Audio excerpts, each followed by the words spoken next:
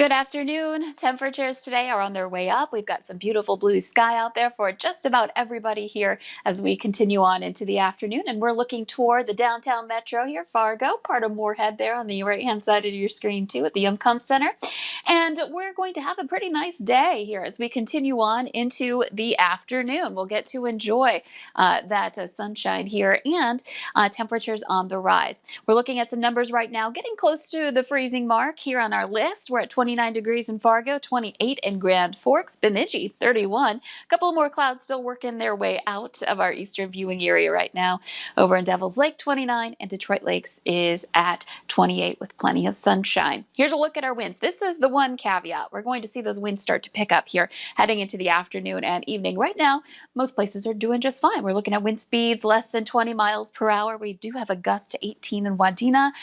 You can see down by Aberdeen, we're gusting into the 20s there, so those winds will start picking up more. We'll see that continuing on into the day and into the nighttime hours for tonight. Another view of that visible satellite map, you can see where the white isn't moving. That's the snowpack here recently. You can see there's not much of it down in southeastern North Dakota and up to the northeast, those tree-lined areas blocking our view of the snow in those places as well. But definitely got some fresh snow from that latest round and expanding the view.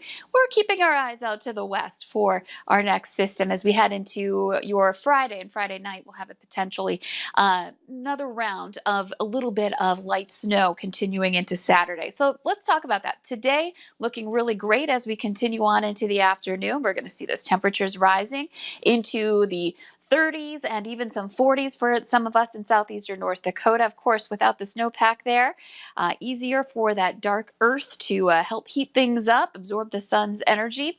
And we're getting into March, so it is getting a little bit stronger here toward the end of February. The wind picks up again. We're looking at some gusts into the 20s, and tonight some 30s potentially as we head into the late night hours. So a breezy Thursday evening and overnight with a few clouds rolling in as well. Maybe a few flakes with that initial line that moves through, but overall we're just looking at some cloud cover and some wind, the combination of the two for Friday morning that will bring about temperatures on the mild side, keeping them up into the 20s and 30s. So let's head into the day on Friday. We'll see that initial round of clouds and maybe a couple of flakes roll through.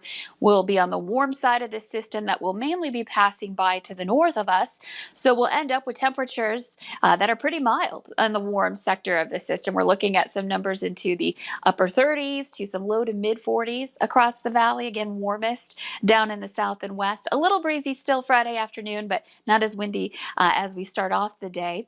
And then heading into your Friday evening, we start to see that cold front drop in a little more and clouds increase and the potential for a few flakes Friday night, even continuing into the early part of Saturday. This is 8 a.m. Saturday, so you may wake up to a few flakes out your window on Saturday morning, eventually winding down through the day. Behind this system, behind that front, we're going to have a cool down, but Friday's going to be nice and warm. And then heading into Sunday, we start making the recovery transition. And next week, looking really good. We'll be back into those 20s and 30s for next week. Nice and mild to kick off March, moving into a new month on a nice mild note. And March coming in like a lamb.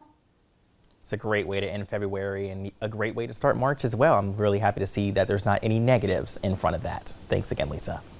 Well, straight ahead at noon, do you know where your last delivery meal was cooked? These days, it can be increasingly hard to tell.